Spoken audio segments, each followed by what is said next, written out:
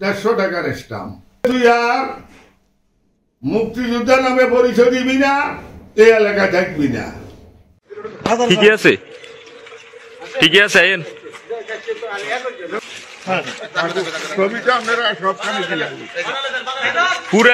পুরা গ্রামের মাঝে নেবেন আপনি একজন একজন।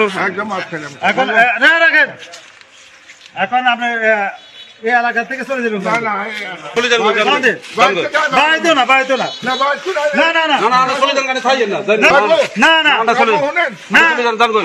আমরা বাড়িতে দেখতেছি।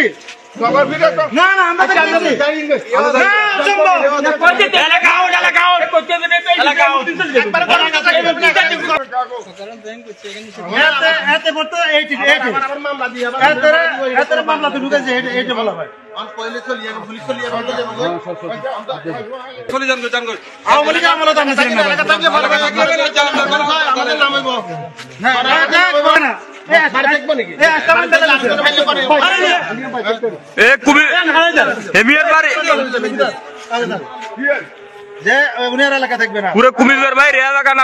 বাইরে 150 টাকার স্টাম্প বলছে যে তুই আর মুক্তিযোদ্ধা নামে পরিচয় দিবি না, এই এলাকা থাকবি না। এখানে তুই টিপ দে এবং স্বাক্ষর দে। আমি কইছি আমি স্বাধীনতার মুক্তিযুদ্ধে অংশগ্রহণ করছি, আমার জীবন চলে যাবে, আমি মুক্তিযোদ্ধা। আমি পারি না, আমি আত্মহত্যা করতাম। আমারে চড়ছে শুয়াইয়া, আমারে বুঝাইছে, আমার মাথায় এভাবে বসে দিছে। 5টার আগে বাড়ির থেকে না গেলে তাইলে তোদের বাপ বেটার হাড় মাংস খুঁজি পাওয়া যাবে না। তুই এখানে স্টামে টিপ দে আর স্বাক্ষর দে। আমার জীবন তোরা আমার জব করি দে, আমি কিন্তু স্টামে স্বাক্ষর দেবো না। ইজ্জতের ভয় আমি 5টার আগে চলে এসেছি। এখন যদি আপনারা বলেন উপদেষ্টা মন্ডলীর কাছে আমার দাবি মুক্তিযোদ্ধা হিসাবে আমি বাংলাদেশের সর্বস্তরে 18 কোটি মানুষের কাছে বিচার দিলাম।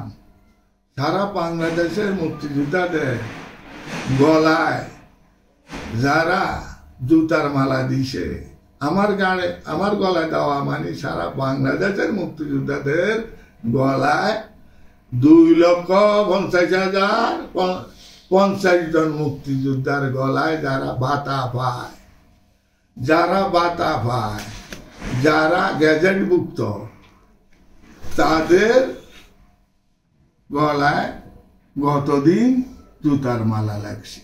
আমি বাড়ি যাবো, যদি আপনারা আমার এসে অভয় দেন, ডিসি সাহেব দেয়, মাননীয় জেলা প্রশাসক, এসপি সাহেব দেয়, এবং যদি আমার মাননীয় ভারপ্রাপ্ত জেলা প্রশাসক, মাননীয় পুলিশ সুপার, মাননীয় আমাদের এখানে নির্বাহী কর্মকর্তা, মাননীয় ভারপ্রাপ্ত কর্মকর্তা, উনি আমার কয়েকবার খবর নিছি, আমি ওনাকে ধন্যবাদ জানাই। এবং সর্বস্তরের সিভিল কর্মকর্তারা, জেলা